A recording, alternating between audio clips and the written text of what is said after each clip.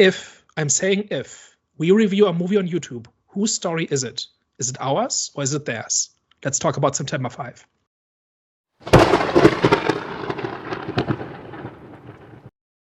Hello, everyone. Welcome back. We are back, the Out of the Storm podcast. So, before we get into our main discussion, which is going to be about September 5, before we get into that, we are going to get into what we always get into, which is giving you guys movie recommendations. Guys, best recent thing. You can kind of skip over me this week. I didn't have anything. I've been slammed at work. Life's been lifing, so not really much. If you do want one random recommendation, go watch some Dragon Ball Daima if you're into some anime and you do like. Oh, that's dead, man. I didn't watch. I saw it. Nah, don't do that. Don't do that. Don't do that. Bro, Don't do that. yeah, It's I've great. had No, enough don't of do them that. turning them into small versions of themselves. I've had enough. I've seen too much of that, bro. I hear it. No, I hear it. I understand it. But to me, it's like a good little kind of like throwback adventure to the original Dragon Ball, and it's got some like really cool transformations, and it's got some like really cool action sequences in this as well. So I've been watching it. I've been enjoying it. It's not one that I've like watched sort of recently, but it's just one that I'm just gonna kind of like throw out there for anyone that is on the fence about it. You know, like yourself, Jonathan, who isn't sure if they'll like it. I think it's good. I think it's worth watching.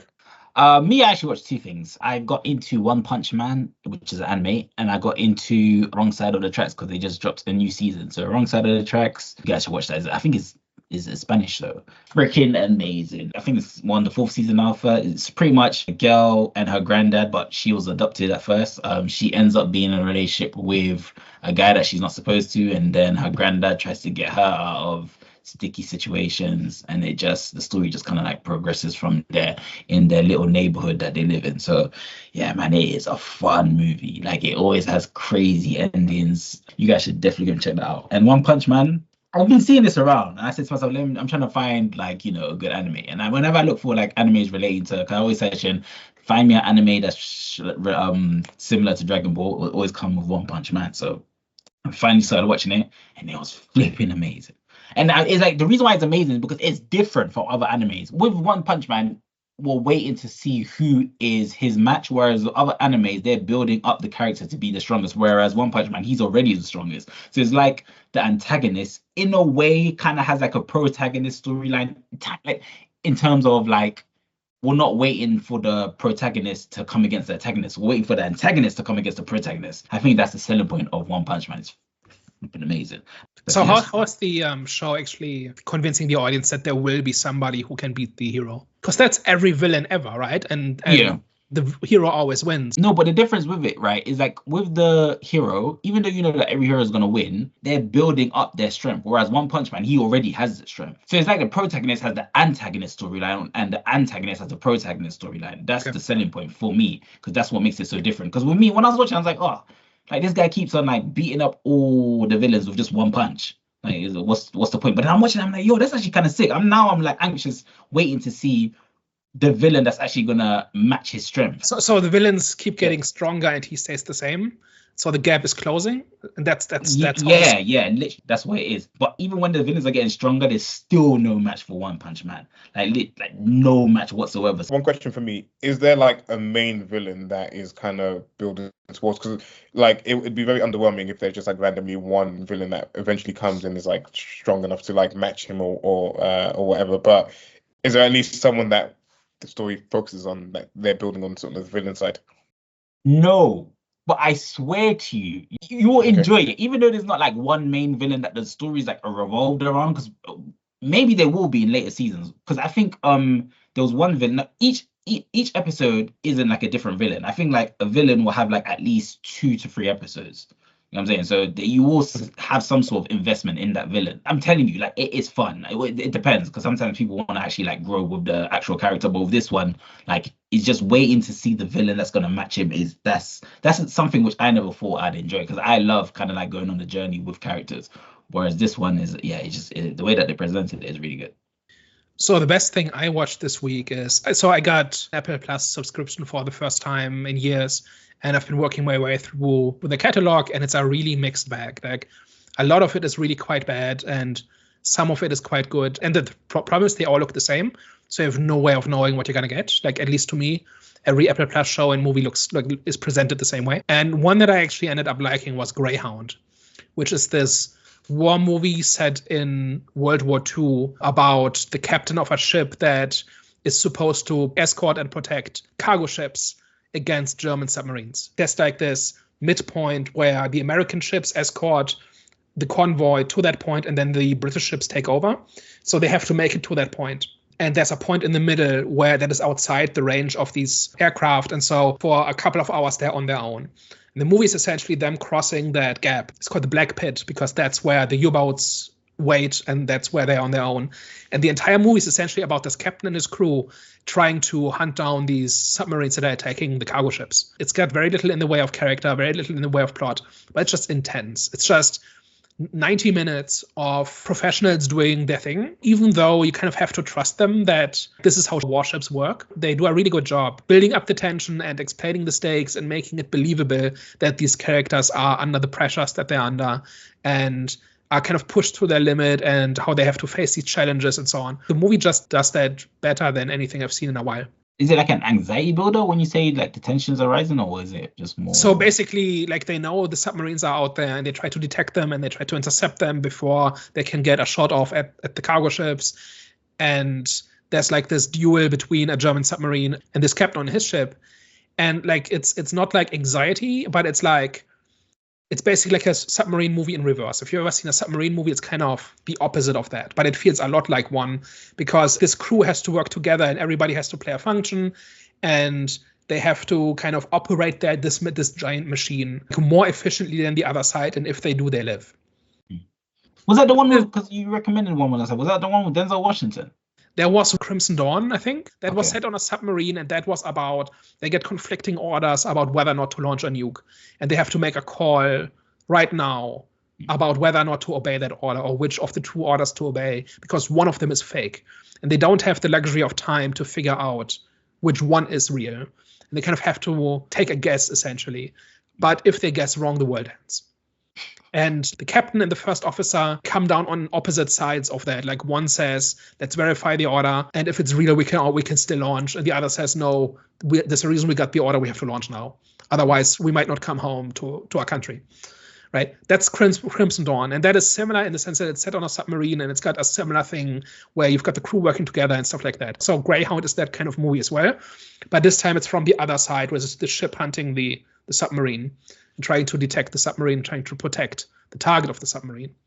So it's that kind of movie. And if you are into movies set on warships and if you like the kind of tension and kind of the technical challenges that these people operate under, if that's entertaining, then Greyhound is a quite good example of that. Hi, so it's time for the main event.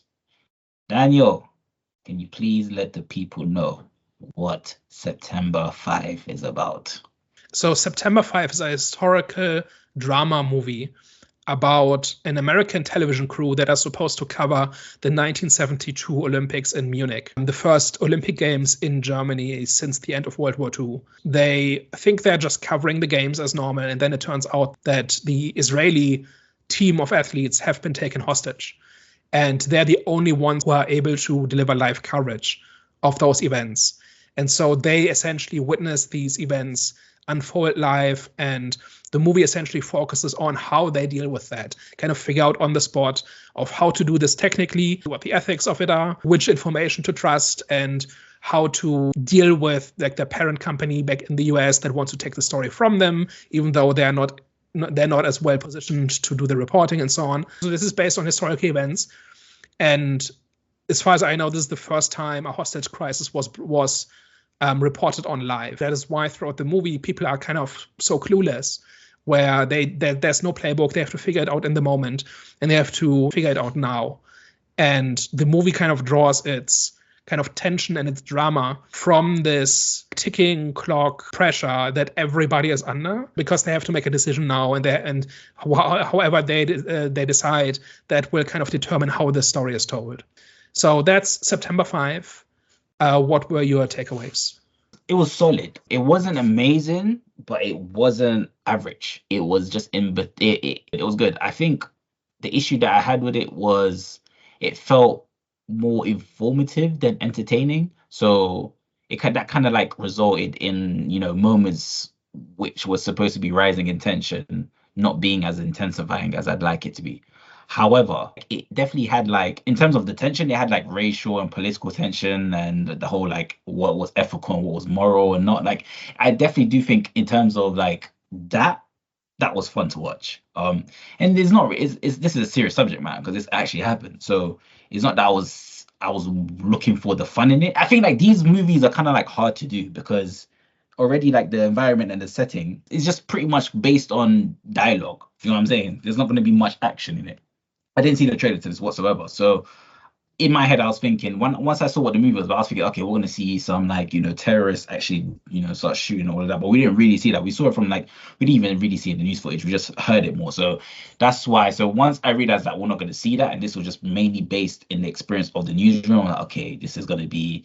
I'm hoping there's gonna be enough that makes me more engaged. So there were times I was engaged, but other times where I was a bit like drifting away because, like I said, it felt a bit more informating than entertaining. But overall, I did have a good time when, like I said, when there were racial and political tensions amongst the group that was happening, and the whole, like I said, what was ethical and what was not, when that type of drama was happening. So I overall I had a cool time. Definitely a good movie for me. I think this was like a very enjoyable watch for various reasons. One, Daniel's not going to approve, maybe for this movie because it's historically accurate, but I do kind of enjoy reliving past events through movies. Like I'm not one of those like history buffs that will like go and sort of kind of look into sort of what's come before and like research events and stuff like that that's happened. So sometimes I do kind of rely on like movies I watch to sort of watch historical events, and it's always like entertaining to kind of just like see what it was like in that particular time, how things played out,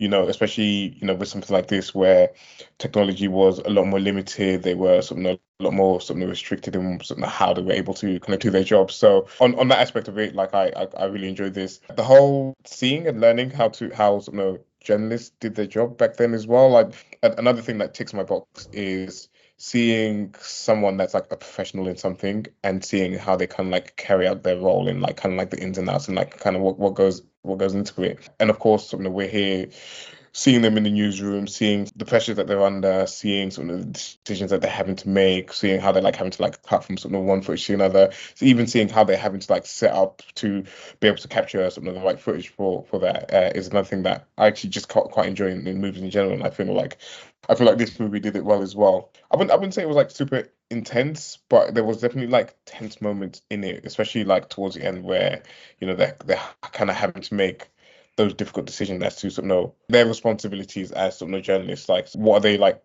showing to the public? What are they not showing to the public? And this, that, and the other. And actually, another thing as well that I liked about this was just like the way that the characters interacted in a post sort of World War II setting, and you can kind of see sort of the tensions between sort of the people within there as well, just based on sort of the nationality and sort of who they were. And of course, you had the girl that was in there who sort of there was like questions about like did her parents really not know what was going on? Be like, she's not her parents, this and the other. Kind of having to like just she was German in this, so kind of having to justify that she isn't like the past generations or sort of what's come before, and sort of just all of that was just like quite like fascinating. It wasn't like in your face, but it was just like kind of like subtly placed in there, not subtly, but it was like placed in there in the movie, where it was just kind of just interesting to see sort of how different cultures and how sort of different sort of people from different backgrounds would have interacted. And I felt bad for the girl as well, because she had two tough tasks. She was almost a woman in a man's world for that time anyway. Plus, she was German, so it was just like kind of two things that was like hampering how people interacted with her and how sort of how much respect she was given in a field. But yeah, I think overall it was like really cool, really interesting, really sort of kind of like informative, just to kind of like know, because I feel like I've heard about it, but I've never really kind of gone on my way to sort of do some research. So it was just like interesting to just kind of see how it played in that, and I feel like it made sense to do it from the journalist point of view and not sort of maybe have like some of the action scenes or like the terrorists sort of showing the hostages or anything like that. It was pretty much just a story of these journalists who sort of were kind of out of their depth a little bit, because it's not their not out of their depth, but it wasn't like what they specialized in, and how they had to sort of kind of deal and manage the situation that they were in. So yeah, I think for all of that, it was just like a really interesting and engaging watch throughout. Yeah, so I think this movie is wonderful. Everything about its presentation, the acting, the historical context, the way it expresses its ideas, I think it's all first rate. And I was in an almost empty theater. I think there were 4 other people there. And we're kind of talking to each other throughout the trailers, and to the first couple of minutes, 5 to 10 minutes into the movie, everybody was quiet and nobody moved for the next 90 minutes. Like, everybody was captivated, and I was right there with them. This is just top-tier drama. You could cut the tension with a knife. It establishes its characters, and then it goes. And then we are in crisis mode for, like, this movie, I think, is 94 minutes, and 88 of that is crisis, basically. And it's wonderful. It realizes its historical context. It makes its idea very clear. It weaves what it's trying to say into the actions and opinions and perspectives of its characters. I think this movie does everything correctly. I try to poke holes in historical accuracy. I've yet to find something. The script is basically the Wikipedia page of that hostage crisis. I think I've said this before, where if you take your historical background for a movie like this seriously, it makes for a better movie. And this is now my top example of this, where everything about it just makes it better. Like, the fact that all of this really happened, and the basic facts of how this unfolds is how it really happened, because it's well documented, because there were cameras everywhere and there were like reports afterwards to figure out what went wrong. So all of the details of this are really well documented, and this is basically in alignment with that. And it's a better movie for it. The historical accuracy is not a crutch. It's not something to get over. It's not something that stands in the way of the drama. It's the skeleton that makes the movie go. So I've thoroughly enjoyed this. Let's talk about it. I'm assuming, because I think you said that your people hate this movie. We said people really like this movie. So do you think that's because it lacked emotional impact, which people usually get from action? Because obviously this film didn't. People hate this movie because it portrays Israel in a positive light. That's why. I see. So there's like 3 factors to this. Audiences love this, almost like 95%, something like that. Let me check. 90%. Critics, 93%. And the people who hate it are like commentaries online. And the people who hate it do so. Like, I don't really want to go into that entire topic, but essentially, people say it does not take an explicitly pro-Palestinian stance. Therefore, it's a bad movie and irresponsible and propaganda. And I don't really want to go into that entire topic. But I like, the only thing I would say about that, if I don't see how we can watch this movie and think this is simple. This was 50 years ago, and nothing has changed more or less about that conflict. It still is unresolvable as it was back then. And people, like well-meaning people, are looking at this and saying, I wish we could do something, and I don't know what. Because every time somebody tries, it falls apart. So anybody who tells you that this is simple, good versus evil, black and white, is lying to you. This is one of the most intractable conflicts in modern history. And there's a reason why it's been around for the better part of a century. And like, people are just projecting their own politics and biases into that, and that does not help anybody. These are for the people who need the help. That's all I'm going to say about that. I would say I don't really feel like the movie decide or anything like that. I feel like the movie explicitly doesn't. It literally just shows things how it unfolded on that particular day or during that particular event, and it doesn't really lean towards one side or the other. It doesn't kind of give any thoughts about whatever, and of course, in the time it was set as well, it was like a very sensitive time as well, kind of post World War II and everything that happened in there as well. But still, at the same time, it was just presenting things as they were, essentially, because the Israeli athletes, there would have been the conversation, there would have been the questions from the media about how they feel kind of like returning to Germany all these years later, not returning for them specifically, but just like kind of being there as like a Jewish person. And this is not me kind of like picking one side or the other or whatever like that. I'm just kind of like stating that the film was just pretty much as accurate as it possibly could be about what the time frame was and what occurred. And we talked about this in our Conclave review about how all fiction is political, because any choice you make and how you depict this, even if it's 100% factual, is still a choice. So the fact that we know the faces and names of the Israelis and not of the Palestinians is a choice. And I'm not saying it's done with any sinister motive, like it unfolds logically within its premise and like its plot. But that is still a choice. We do not see their side of the story. And I think this is a little bit like the complaints about Oppenheimer, that complained that there are no Japanese people in Oppenheimer. And then it's because it's not about that. It's about the construction of the nuclear bomb and everything that went into that. And here it's about reporting on an event like this and not about taking a side of anyone involved in that conflict, right? So, and this movie explicitly makes that point, right? Like at one point they discuss about like what terminology to use in their reporting and whether or not they should say terrorists, something like that. And like one guy says, seems pretty easy to me, right? Like they're taking hostages and they threaten to kill them if they don't get their political goals. That's terrorism. And then other people who know the conflict say, actually, every word you choose in this is loaded in one way or another. There are no neutral words in this. And that's kind of the extent to which they discuss it, because that's not what the movie is about. But they do talk about this. And I don't think anybody, first of all, I don't think anybody who criticizes this movie for not being pro-Palestinian enough is doing so in good faith. I think they're just doing it to soapbox and I have no interest in actually talking about the movie itself. But even the movie itself addresses this, I think, adequately and says, this is not the story. The story is about the reporters, and it's about having inherited the actions of previous generations, right? Because this is set in post-war Germany. This was kind of the first opportunity for Germany to show that it had moved on, and then other people had not moved on. And even Israel existing is because of that, right? Like those two things are not unconnected. And you've got the French person and the German person in the same office who 30 years ago shot at each other. This is one German guy who says, tell the Frenchman, I know what bullets being shot sounds like, meaning he was in France and was shot at by people like him, right? Which obviously is also not without its historical context. But all of that stuff is in the movie. And I don't think you can honestly approach this movie and walk away thinking it's about the Israel-Arab conflict. It's not. It's about everything else. I kind of going off what you were saying before about it being a simple film. Like, I actually don't think so at all. I think it was quite complex. That's in terms of. Did I say simple? No. I think you said no. You said for the people I that have said seen if you episodes. think the Israel-Arab conflict is simple, you've been lied to. Oh, okay.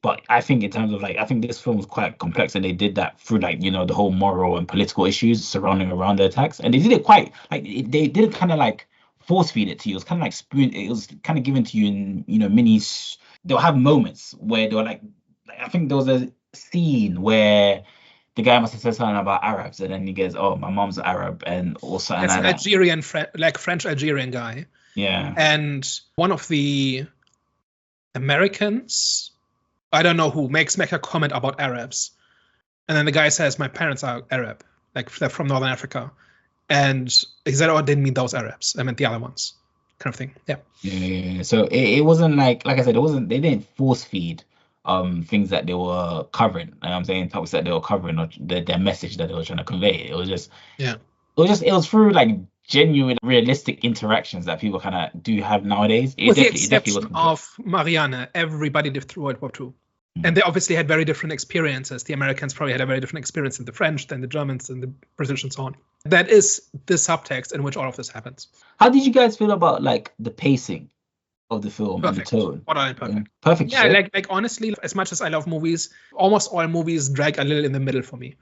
That's one of the reasons why I prefer shorter movies that are more to the point, that have little fat. And this movie, like none. Like at one point I realized kind of that it's been like an hour and I've not drifted off once. Right? And that's kind of very unusual for me when I watch a movie. And here I was just like, there was always something happening. There was always a next step. There was always like nothing dragged. There were no real detours. Everything kind of, because it's like a linear sequence of events, and they unfold one step at a time, and then people react to them one step at a time. I think that is why it just moves forward in this kind of unstoppable way, where it just keeps going. There's like every few minutes there's a new development that people have to react to. So for that reason, I think the pacing of it is borderline perfect. It's pretty short. Like this is not one of those 2.5 hours monstrosities that can be 45 minutes shorter. Like this is very lean, very efficient, very effective, I think. Hard to disagree with that. I feel like at all points it was keeping you engaged. Like Daniel mentioned, it was like, you know, the constant developments, the constant changes to sort of what was going on and how people were having to sort of keep up with it and react to it. And, you know, you had people like rushing about, sort of trying to make sure that they were on top and sort of on top of what was happening. It was just like cool and just fascinating to watch. And again, it was just like a lot of like the character interactions were just like great in between that as well, just kind of keeping the movie ticking along for me. So yeah, I was like thoroughly in sort of engaged when watching this. And even just like them operating, I don't know what the proper term is, but like where they are like directing the show, right? Line up the different cameras and now switch between camera 1 and 3 and all of that. All of those mechanics, they could have gotten tedious after a while, right? Because you kind of see similar steps over and over. But because it's interwoven with the choices that characters make, right? We have got Jeffrey, right, who is the guy in charge. He's basically directing this entire thing, and he has to make a decision every 30 seconds, right? Like every decision he makes, often multiple at a time. And I think that is why nothing gets tedious, because there's always something to react to. And just in terms of depicting that process, I thought that was riveting. I'd have watched that just without, the political background, and just watch somebody direct a live show, like in the 70s. And like how they're making the captions with really low-tech stuff, and at one point they need to enhance an image, and so they have to kind of take a picture of it and then enlarge that, as opposed to they can't just zoom in because that technology doesn't exist yet, and stuff like that. So all the mechanics of just putting together a live show, regardless of any other context, I think is really well done. Like that by itself was really riveting, I thought. And then we put in the stakes. We have to make a live show, which is already a full-time job. And then we have got the historical background to it, like this political stuff where people's lives are in danger. And this is, by the way, this is the first time anybody has ever done this. And if we do this right, this makes our careers. All of that is happening at the same time. I think that is why the tension and the pacing of it works so well, because there's always something going on, often more than one thing at a time.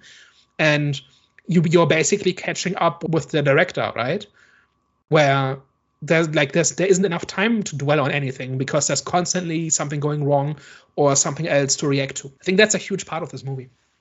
What do you think? I'm not trying to sound basic or generic, but do you think that it kind of it was lacking in the whole, with the whole emotional impact, because we're just seeing it from one lens? Do you think maybe if we saw it from the lens of the police officer or even the mediators, do you think if we saw it from their lens as well, it would have kind of it would have added to the whole, to the tension builder?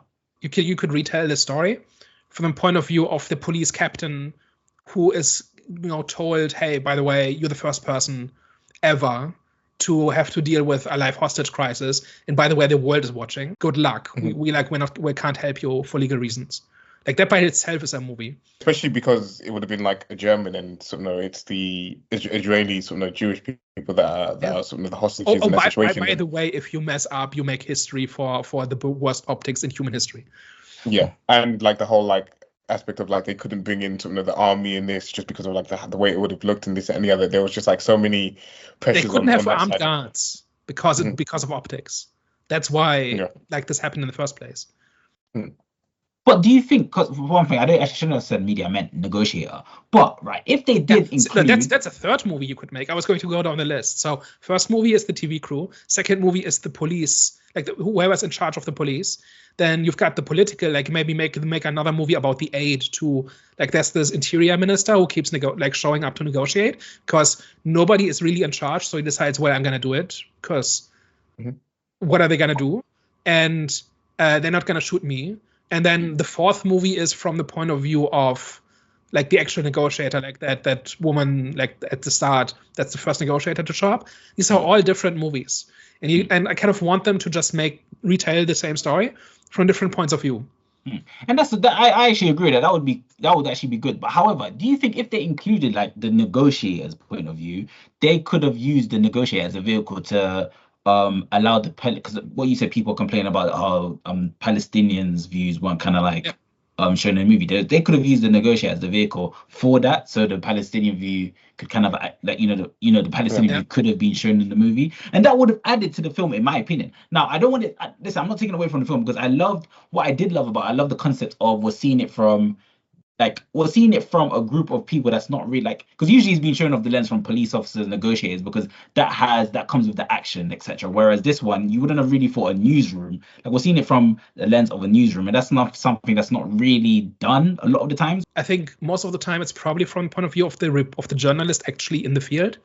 Okay. It's from the point of view of the production, the producer, right? Yeah, so this felt different for me. It felt different. I haven't really seen a movie like this, so it felt different for me. So that's definitely a concept which I enjoyed. However, to kind of stop other people from saying that, this is a pro-Israel type of movie, this could have kind of added the whole emotional impact and kind of added to the whole, tension builder if they added the viewpoint of a negotiator, which, would have kind of covered those points. But then it doesn't tell the story that they wanted to tell in this movie. And I feel like, people looking for, like, again, I kind of want to like move away from like this whole like Palestine Israel conflict conversation, but I feel like people that are looking to be told or looking for like some type of like representation in the media like this, I feel like you're kind of like looking in the wrong place. I don't really feel like, I don't know what type of validation you're looking for in this, like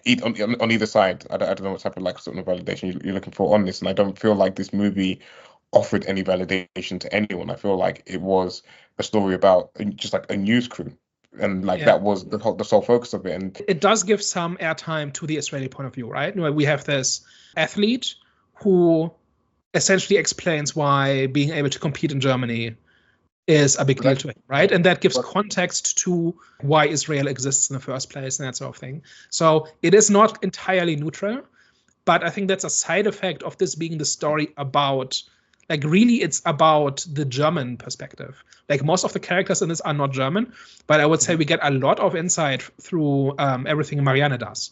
Because, like, she's like the token German in the office, right?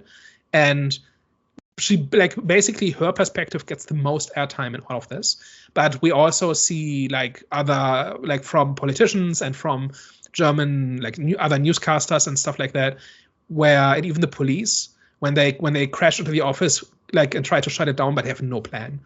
As soon as somebody pushes back, they back off again. So this is about the German perspective, even though most of the characters are not German. And so part of that is explaining why it's such a big deal that these are Israeli athletes that have been taken hostage, and it's not just random.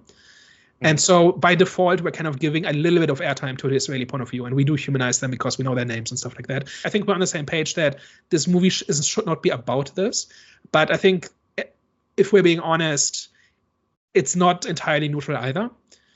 But it's just not, that's not the story this is telling, and like this story has been told many times over. So I don't think you can complain that this story has not been told or is being like swept under the carpet or something. It's just not the story this movie sets out to tell. Would you say then the motivations of like the different groups were kind of like were clearly understandable? The movie kind of assumes that you know what's going on in Israel and Palestine, that you know why these hostages are being taken. Like, this is not just random. And they do mention little details, like this is supposed to be like a hostage exchange or like a prisoner exchange, that sort of thing. It does not give you a primer on what's going on. So I think you do need to know like the basics of it at least. But once you do, you get why, like you get additional detail. How did you guys feel about the characters? Do you feel like they were well developed? Did you connect with any of them emotionally? Were they believable? So I think the performances are amazing, like just in terms of giving voice to each character's point of view and outlook and what they want and why they want it and what lens they view it through. It's not really about personal stories, right? Like each of these kind of stands for something, right? Either their nationality or their age group or their profession or something, right? Like this is very much like a technical movie that like there's no personal drama really in this. This is very much like these people are the product of history. And this is something I really enjoyed, where everybody's kind of the product of the things that have happened. And these people are put in a situation that they have nothing to do with really. And then they have to figure it out and have to make choices. And that really, really works. That is I think the strongest part of the movie, where we understand how every character in this looks at the same situation differently, depending on where they come from. I think the more you know about the historical context, the richer this is.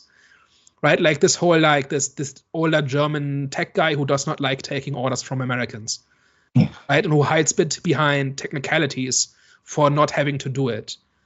I think like on paper the guy is probably right about like this whole thing about the Americans need cables and he has cables, so he says your boss fills out a form, sends it to my boss tells me what to do and I do it.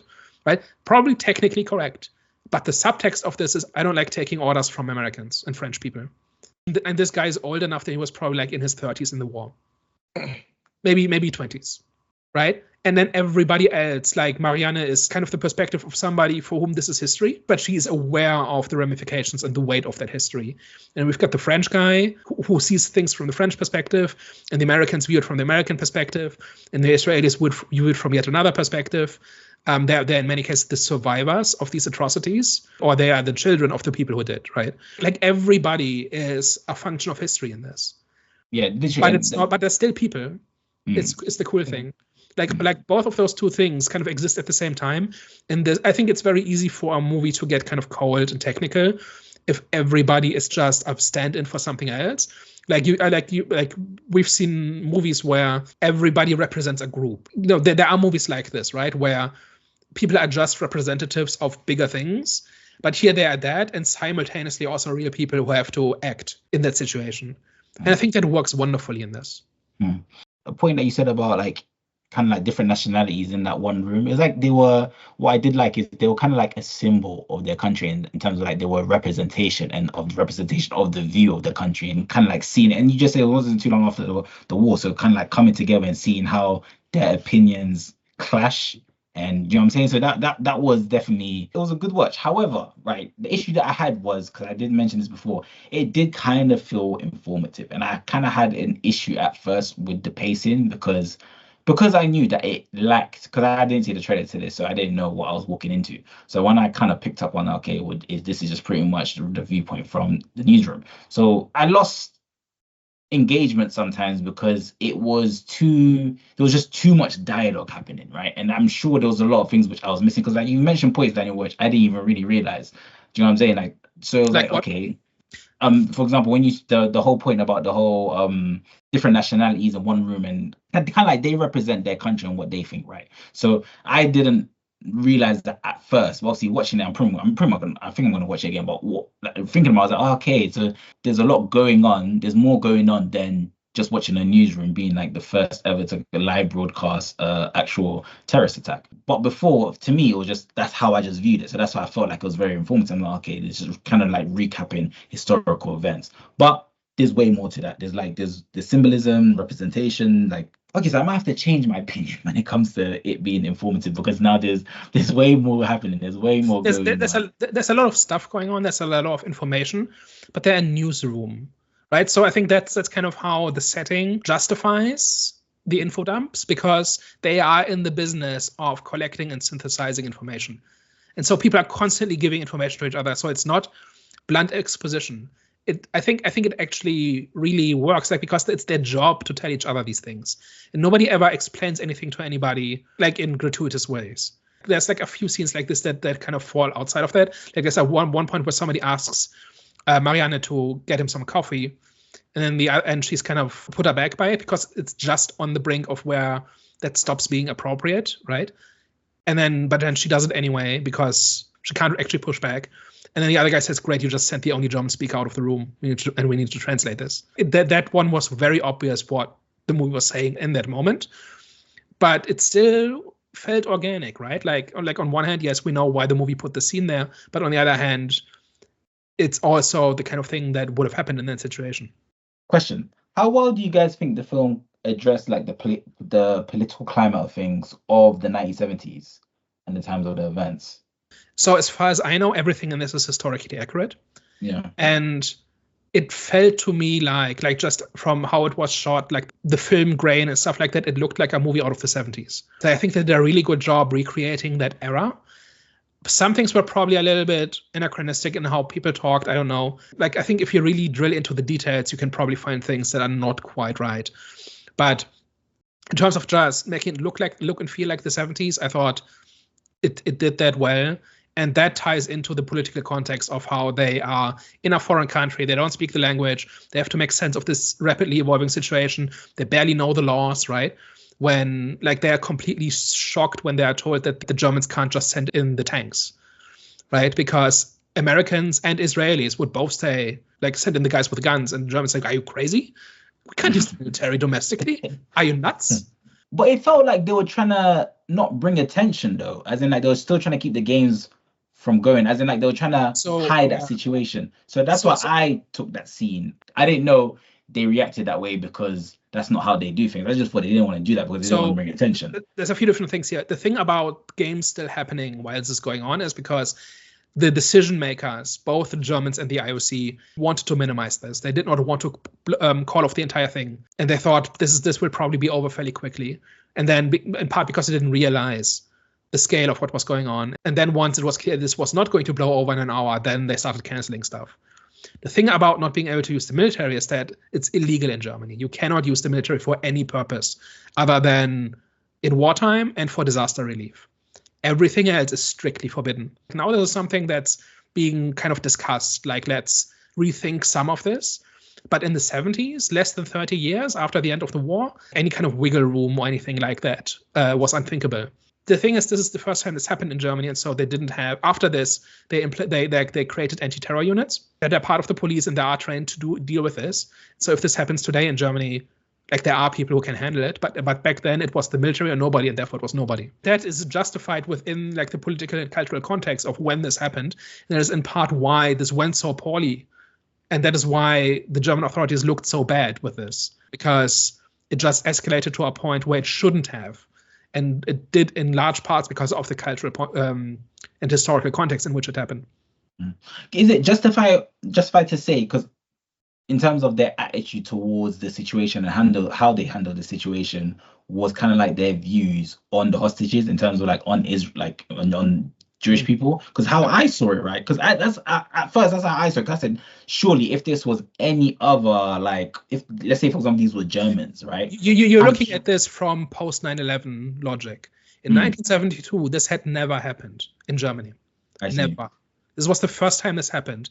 By default, it's the local cops who are dealing with this because it's a law enforcement issue, but they're not trained for this. They're like there's this comedy of errors where they try to sneak in some vents and it doesn't work, and they try to set up snipers on the roof and it doesn't work, and they have to borrow rifles from the military, but the military is not allowed to show them how to use them, and they're not trained in it. Like all of this is happening because they're not holding this back because of prejudice against anybody involved. Nobody was equipped to deal with this, and that is why it was such a shit show. They tried, they keep trying, but like nobody was in charge and nobody was trained for it. That is why this went as poorly. Like now this is unimaginable, right? Now, like we've lived through 20 years of or decades since then of terrorist attacks of one form or another, and this idea that authorities don't know what to do is completely alien to us. In 1972, this is how it was. It had to start at some point, and that's pretty much where it started. And what made it even more of a shit show, which was actually a highlight moment for me, was when the newsroom ABC realized that they were actually facilitating and helping the terrorists when they were actually broadcasting, and you saw them watching it on TV. That for me, that gave me goosebumps because they were actually like zoom in, and then you saw them actually watching TV, like watching. I was like, yo, that is actually crazy. And that was two things as well, right? Number one, they should have cut the power to that building, and they didn't because nobody knew to do it. And secondly, nobody had done this before. Nobody had broadcast a hostage crisis before. So there was no protocol. Like even this whole thing about not using the names of anybody involved and stuff that is standard protocol now, like they had to make it up on the spot, and they had to make judgment calls about what was the right thing to do. And if they waited just a minute, they might lose the story.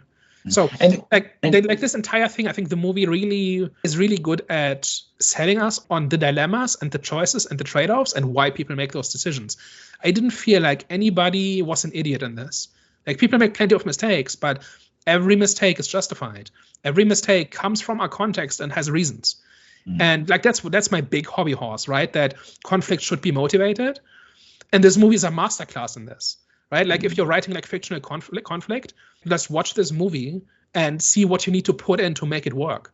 Because this movie makes it work. This movie explains everybody's decisions and the context in which they make those decisions and the options they have and like the consequences of or the balancing act of the different choices. And there are no perfect choices. And like you have to make a decision now based on imperfect information, and you go with information and then later turns out to be wrong and you look like an idiot. And if you make the wrong choice, maybe somebody gets killed, or maybe somebody finds out that their child has died halfway across the world on live TV, and then you have to redact because you got it wrong.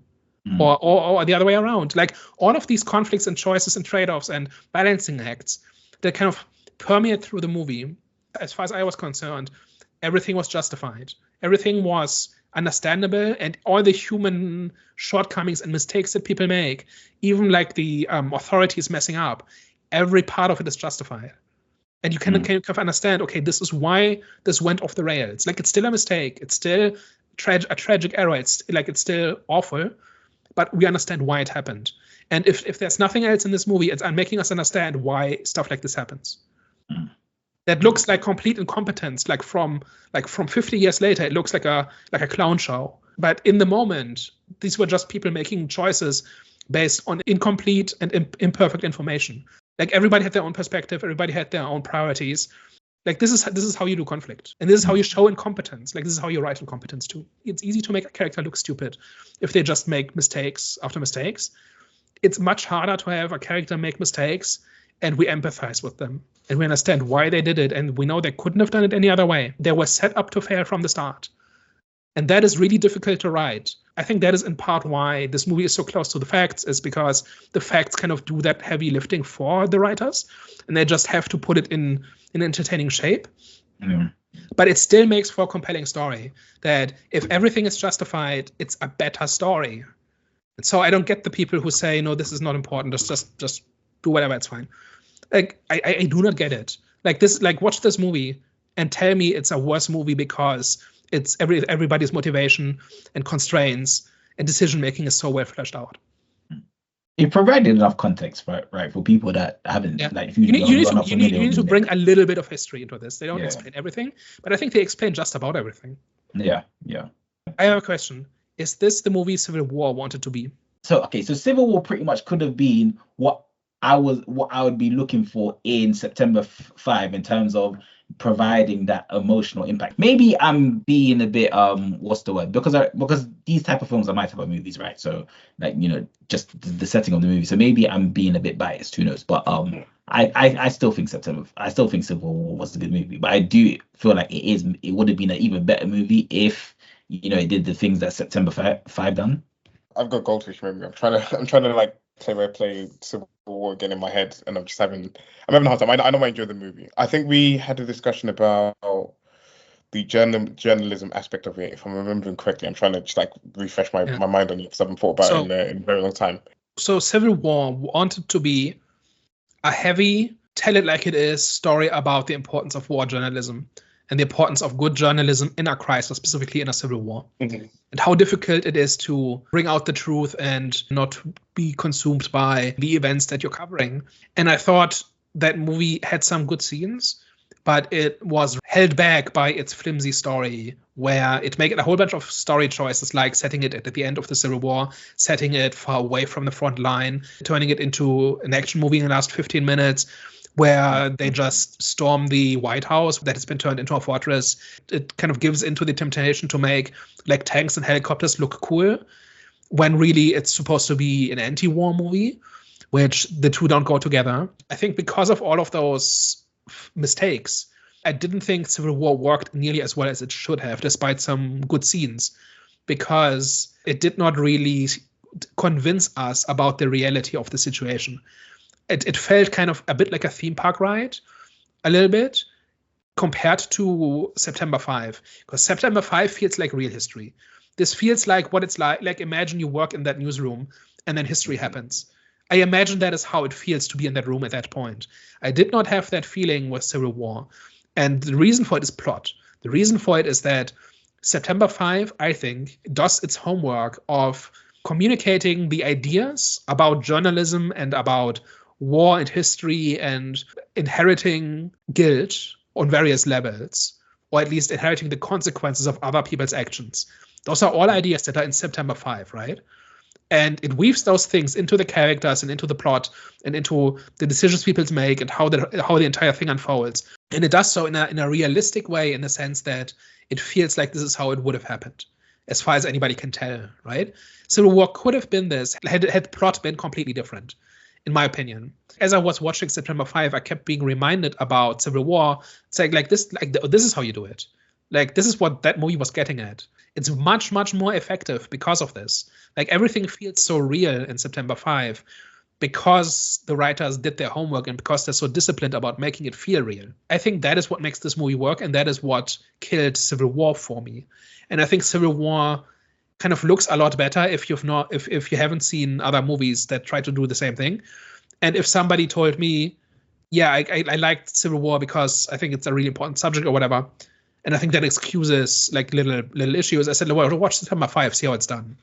Because you get the same thing from it, more or less, but just so much better. And that's not just a dig at Alex Garland and like Civil War as a movie, but just even as I was watching Civil War a year ago, almost like 10 months ago, whenever it came out, I felt like this is not quite there. This is not really doing what it wants to do, because it's being held back by all sorts of mistakes and sloppiness. And then as I watched September 5, I said, oh, now I get it. Like this is what it was supposed to be.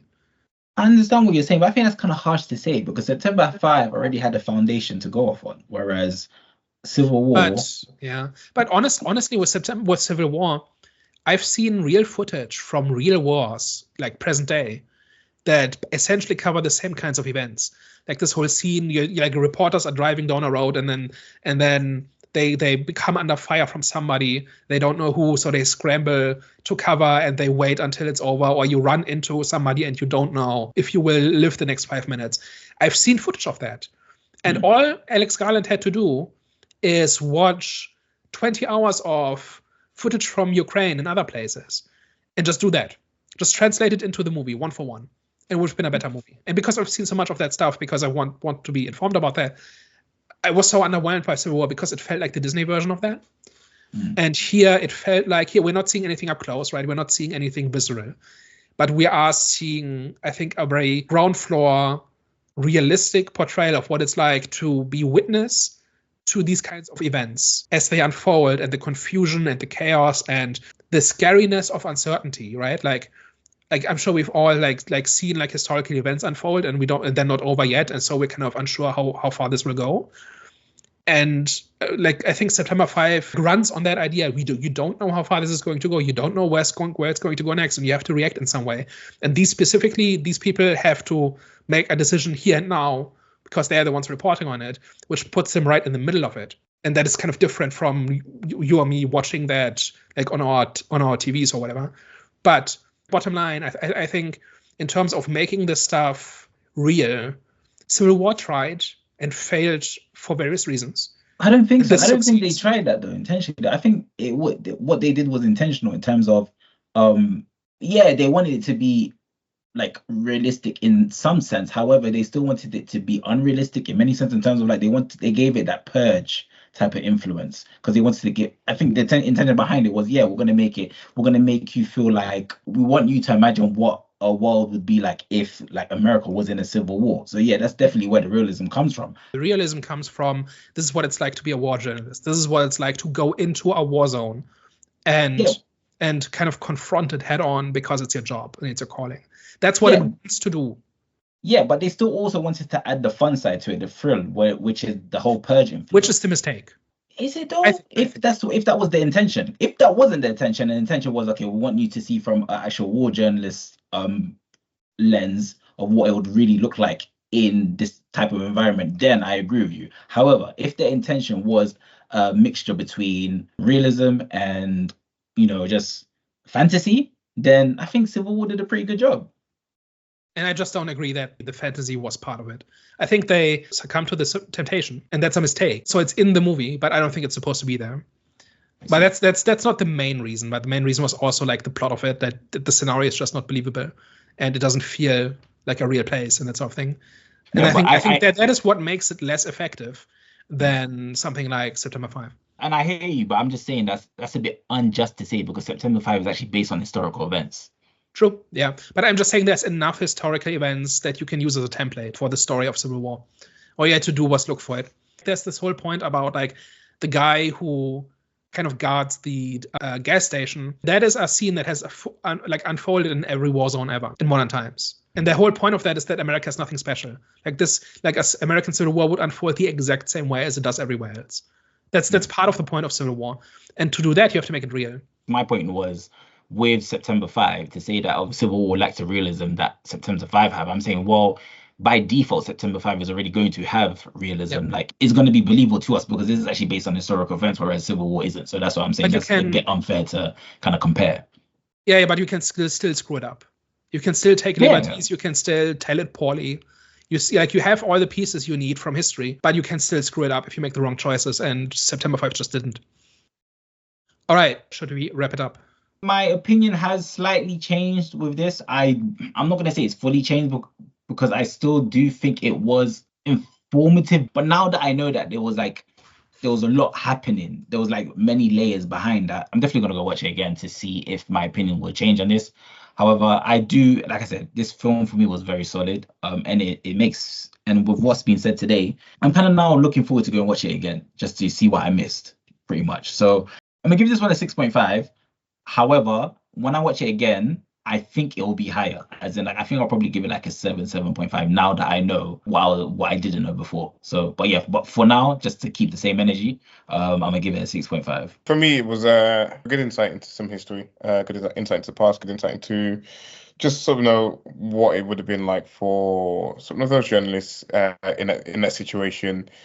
You know, thinking you're going to the Olympics to cover, one of the biggest sporting events in the world, to then sort of be kind of thrust into something that's completely foreign to some of those that were operating it, kind of seeing how it all unfolded. And I know we didn't sort of kind of like touch on some of the difficult decisions they had to make at the end about whether the hostages were free or not or whatever, but it was just kind of, you really like felt the emotion behind that and the weight behind it, and sort of when someone's being congratulated on the job that they did so well, despite some of the casualties and stuff like that, and kind of like the emotion and weight behind it. I feel like, the movie did a great job of making something like that feel earned and sort of make it feel sympathetic.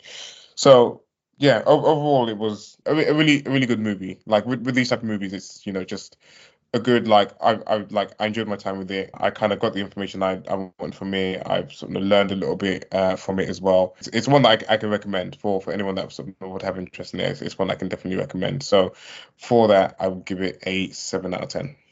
Yeah, so I think this is a borderline perfect movie for me.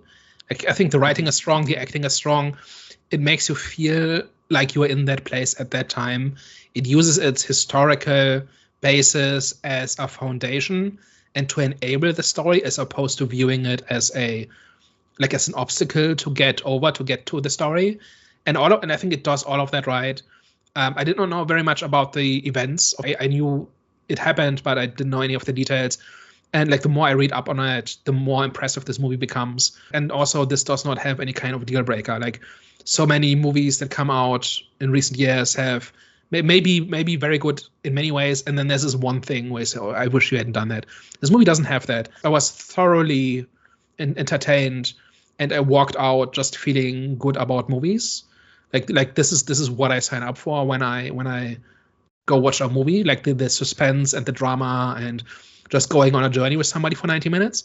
This is exactly how it's supposed to be, and for that reason, I give it a September out of 5. Yeah, that's good. Daniel, it sounded like this movie is going to be in your top 3 movies of 2025. Yeah, like it's going to be up there. Yeah, let's hope there will be at least 3 movies better than this year. That would be nice. But yeah, it's on the short list, definitely. All right, well, guys, thank you very much for tuning in today. Let us know your thoughts down below in the comment section. What did you think about the movie? How do you feel about how the story unfolded? Were you invested or engaged in these journalists and the situation that they found themselves in? Let us know your thoughts down below in the comment section. And of course, if you liked what we talked about today, tell a friend. And if you hated everything, tell an enemy. We are the Eye of the Storm podcast. All right, guys. Thank you very much for tuning in today. We'll catch you next week. Au revoir. Ciao. Bye-bye.